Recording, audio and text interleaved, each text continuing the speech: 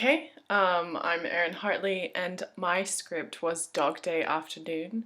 So in this little video, I was just going to discuss the visual, auditory, and textual ideas that I would have if I was remaking this film. So here's my Pinterest. So I really got inspiration from 1980s, 1990s New York films. Leon the Professional is one of my favorite films. It's a story about a hitman who befriends this quirky 13-year-old and just the relationship that comes from that. So I posted a bunch of pictures, screenshots from the film. I really liked the space, the space on this side and here, and um, I thought it was an interesting, cinematography that they use. That when they're together, there's a lot of um, moments where there's not a lot of space, I suppose, and it just shows that they're connecting more and more. This is towards the beginning of the film when they're still kind of strangers to each other, so you'll see more space in that. I also looked at old New York street photos. I think I definitely for the film I like kind of the color correction of like old timey photographs. Um, I liked the space in this also, and I just liked how the framing from the barbed wire here around this boy. I thought that was very interesting. So yeah, there's a bunch of pictures that I posted of 70s New York, 60s New York. I just kind of like the really grungy appeal of Manhattan and Brooklyn and the Bronx during the 80s, during the drug war, and just it's just a very interesting time. So I wanted to capture kind of that within the film. I really liked the colors for this, the color schemes. I just thought were interesting. I saw somewhere that these colors were the colors of decay, and I thought that would be interesting because Sonny and Sal's characters, they're in a moment in their lives where they have just reached a complete downfall, and this is just basically their decay. They set themselves up, they thought they were doing something good, but it just turned out to be a horrible, horrible mistake, and their destinies were just screwed because of it. So these colors I kind of really tried to incorporate into the film. Lots of greys and blues and just pops of kind of greens and reds every now and then, but nothing too vibrant, nothing too pretty. There's really nothing nice about the script. It's very harsh and just gives you a real insight into human behavior, um, from the hostages to Sonny and Sal to the competitive behaviors of the police officers, in desperate times. It just shows how everyone reacts in these types of situations. So I thought it was an interesting script, and I thought these colors would well represent that. Um, and I just kind of for the setting, very dull fluorescent lighting, nothing too fancy. It's going to be kind of a grungy area of town. 80s, not my favorite time period for architecture, not even fashion either. So I just think that there's no need to glamorize, the story. Um, so I liked this picture a lot. I think this is something I had an image for either Sheldon or Moretti outside the bank. I liked the rule of thirds in it. Just kind of the grunginess of it, the graffiti, the hesitation he has, like waiting outside for something to happen. So I thought this was a cool photo. The images from this film just kind of capture the color scheme I was going for. A lot of greens and reds and just blues from this movie called Stoker. I really liked the space between it. There's a lot of triangles and straight lines. There's a lot of affinity here. And I just kind of like the space between the images, how things are either centered or like this one's a little off center. Most of them are centered. I kind of liked that Wes Anderson appeal of it. And so here are more images of kind of grungy New York.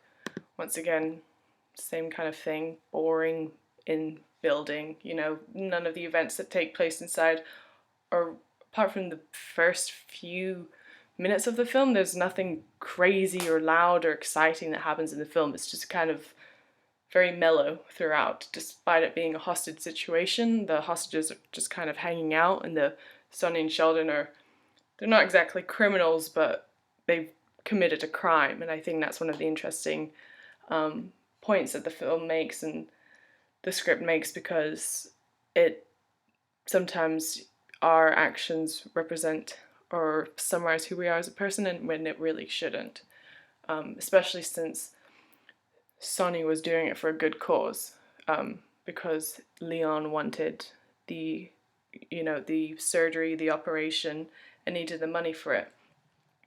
So I really like Tom Hooper. He's my favorite director. I just love the cinematography in his films, the space in it. He really shows man as a small entity in each in each scene. You know, they always have a huge space behind them, just showing that there's bigger things in life, I think, is what he aims for.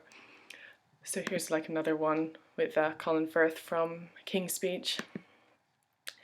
And also I kind of liked the decay, you know, the moldy walls in this. I think that's something that the color scheme I was going for. So I also think while researching for the film, I'd like to look into New York Mafia, just the behaviors of these people and the stories of these people, just to understand, like, you know, the mentality that people have, the need to just be the hero, the need to be just kind of the bad guy. I feel like in the 80s, everyone has to choose a side, you know, and I think Leon or Sonny and Sal weren't quite sure what side that they wanted to be on, but they were obviously being viewed upon as, you know, the mafia, the bad side. So I think it'd just be interesting to study that.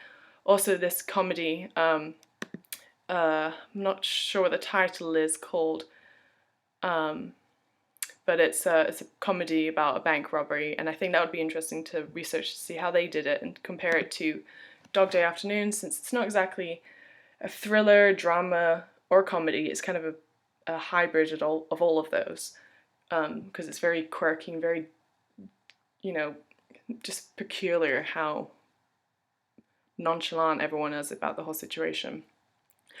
I had this image of when Sonny and Sheldon and Jackie first get into the bank. I can imagine this song awkwardly playing in the background. I think it would be an interesting contrast. It's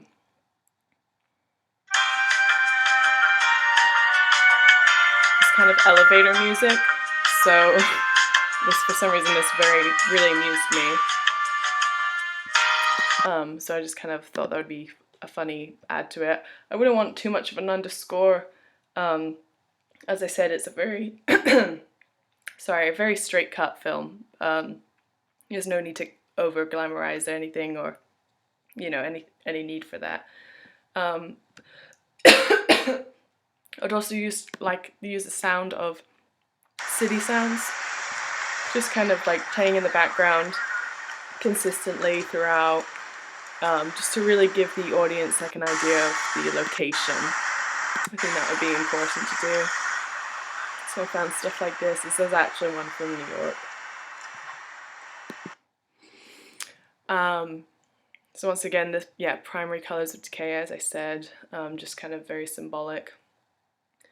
I really liked the blocking in this photo. I thought blocking is very important, and I think, you know, this stage blocking, the actor blocking between Sonny and Sal and the hostages, you know, would just be interesting to show how the hostages don't exactly fear them, or how Sonny and Sal are kind of, you know, not exactly friends, not exactly enemies.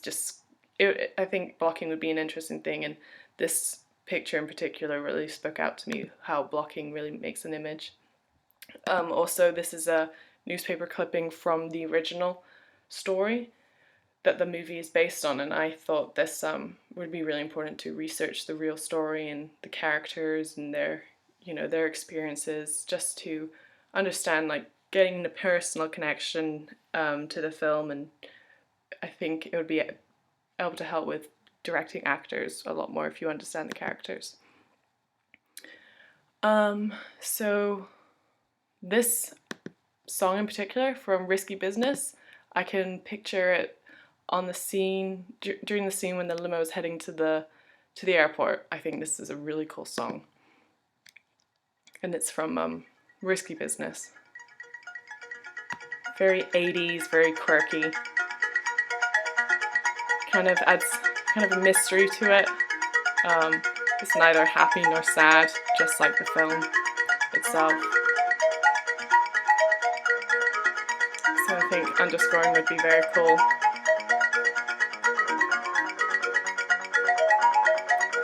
I think my film would be a mixture of underscoring and a compilation score. I don't know how to say the word.